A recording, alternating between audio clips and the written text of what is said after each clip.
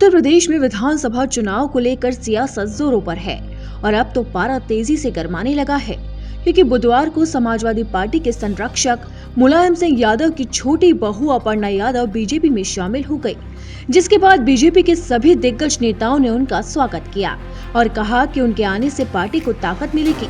लेकिन सवाल उठता है कि अपर्णा यादव बीजेपी में शामिल होने के बाद चुनाव लड़ेंगी या नहीं। क्या वो चुनावी मैदान में ललकार भरेंगी? आखिर क्या है अपर्णा का प्लान?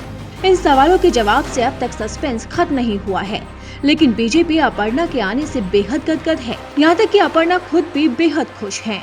जैसा कि सभी जानते ही हैं, मैं हमेशा से प्रभावित रहती थी आदरणीय प्रधानमंत्री जी से, और मेरे चिंतन में हमेशा राष्ट्र सबसे पहले है। मुझे लगता है कि राष्ट्र का धर्म मेरे लिए सबसे ज़्यादा ज़रूरी है, और मैं बस यही बोलना चाहती हूँ कि अब मैं राष्ट्र की आराधना करने निकली हूँ। अब अपर्णा यादव बीजेपी में आने से बेहद खुश नजर आ रही हैं, लेकिन अगर उनके सियासी सफर पर नजर डालें तो गीत घूमर घूमर पर कभी सार्वजनिक मंच पर नृत्य की प्रतिभा दिखाने वाली अपर्णा यादव के लिए उनकी सियासी डगर कभी आसान नहीं रही।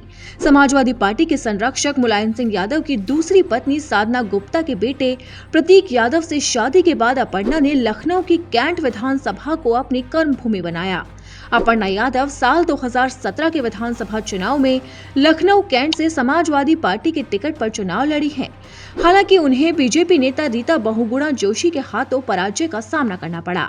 पिछले कुछ दिनों से अपर्णा के बीजेपी में शामिल होने की अटकलें जोरों पर थी।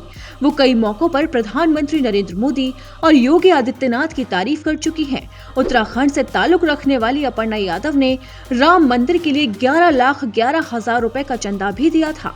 इसके साथ ही दत्तात्रेय होसबले के आरएसएस के सर कार्यवाह बनने पर उनके साथ अपनी फोटो भी शेयर की थी। इन तारीफों के बाद ही कयास लगाए जा रहे थे कि वो बीजेपी में शामिल हो सकती हैं, और अब चुनाव से ऐन वक्त पहले उन्होंने कमल थाम लिया।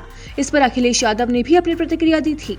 सबसे पहले तो मैं बधाई दूंगा और शुभकामनाएं,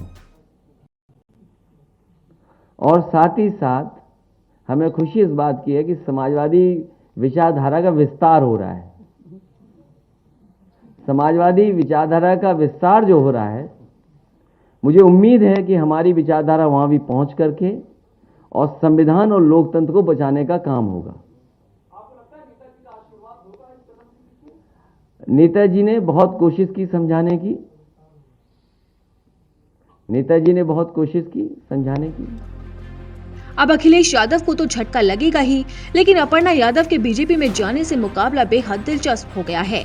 अब देखना होगा कि देश के सबसे बड़े सूबे उत्तर प्रदेश की सियासत में क्या नया रंग आता है।